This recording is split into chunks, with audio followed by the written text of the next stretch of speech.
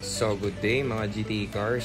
Salamat po this is suporta. So, ito meron tayo kay Sir Gino na EcoSport. Di galing sa ating unit to pero pinaparepair niya kasi nabili niya to. May lagutok ang makina. So, as you can see, may mga umaalog-alog na parts doon sa loob. Yung piston niya, makalog-alog. So, papamachine shop natin to and palit sleeves para mawala yung kalog niya. So, yan ang hatol natin dito sa kanyang unit. Kasi katagalan to, magkaka-problem yan kapag ganyan. Kaya kailangan niya pulido. Okay, so yung Sir Gino, matagal na nating follower and supporter na shop yan, kaya tirahin na natin. So may dumating tayong ECB valve. So kakatapos lang namin dito. Ang problem niya is 2 buwan na raw siya nagtitiis ng walang aircon yung kanyang EcoSport. So syempre dali-dali natin ginawa. Basta mang ECB valve, tirahin natin. Matulis na yung aircon yan. Kaso lang ang problem niyan dinala niya sa amin, may problem yung parang cooling system niya. Kaso lang, wala kami magbabaklas ngayon ng thermostat. So, yan, naubos na natin yung isang buong ECV. So, nag-bleed din tayo dun sa unit na yun. Di natin unit yun, guys. Siyempre, may mga pupunta rin, nagpaparepair. Ito yung Battleship Green natin na unit, kila Sir Tugigaraw. So, yan. Kita nyo naman, puro stock lang yung kanyang headlight. Request ni Sir, gusto niyang lumiwanag ang kanyang unit dahil ang layo ng biyahe nila. Tugigaraw, biro yung ang dilim-dilim, yung tint na super tint. Kaso lang, mas gusto nila na ganyan na super tint. So, yung mga loko na pinuntahan nila para bumili ng headlight, pinalitan, ganyan din, halogen na headlight. Mga loko-loko talaga mga tao ngayon. Maraming loko-loko sa kalye. So, sabi ko, sige, sir, kami na titirado dyan, bibili kami ng LED na paakma dyan sa unit nyo at kakabit na namin para hindi kayo magka-problem at mabiyahin nyo ng matiwasay ang unit. So, eto, di ko alam kung ba't ako naglalakad. Baka siguro sobrang pagod. Pero eto sila Sir Edward Castro at ang kanyang lovely wife. At eto ang kanilang Ford EcoSport finished product at napaka-bisa, boy, napaka-kinis. Wala ka masasabi. Lahat ng request ni Sir, check.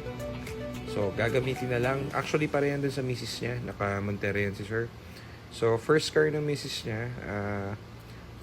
First time, parang nagpa-practice pa lang si ma'am mag-drive. So, yan yung napili nila. Kasi na-check out nila yung vlogs natin. Alam niyo naman, kapag nanonood ng vlogs natin, matatalino yung mga yan. So, alam mo na, pinag-iisipan nila yung diskarte sa buhay. So, sabi nila, why not EcoSport? Etong mga taon to, itong napapanood natin, maayos. So, sa atin sila kumuha ng unit. Siyempre, dahil dito rin ang way ni Sir pag nag-work yata siya or sa house nila. So, anyhow, doon sa magiging problem sa future ng EcoSport niya, iikot niya lang dito. At yan na nga ang signature move, ang picture. So, yan. Siyempre, na-explain every bit doon kay Sir. Lahat ng parts, lahat ng pyesa, lahat ng kung anik-anik. So, ito sila ma'am. Buyer natin yan para mga 3 months ago. Actually, noong February yan bumili ng Fiesta. So, yan sila ma'am. Ang naging problem nung Fiesta nila. Ngayon lang, after siguro, February pa rin bili. Ang tagal na, February. So, binili nila yun. Dineliver namin yung unit sa kanila. Kaso lang, nagpanic si ma'am kasi nagkaroon ng malfunction yung kanyang transmission. So, pina-check niya yata dun sa mga, kung kani-kanina dun sa kanila, tinakot siya ng transmission. Tumawag sa atin si ma'am, sabi namin, imposible yan transmission kasi palit ng buong transmission yan. Actually, bago sila pumunta rito at mag-visit, alam na agad namin yung problem kasi chill lang kami kasi hindi naman po pwedeng masira yung transmission mo dahil alam namin every history ng kotse nyo. So, ang nangyari dyan kila ma'am, yung sa Cavite na pumunta, nalobat.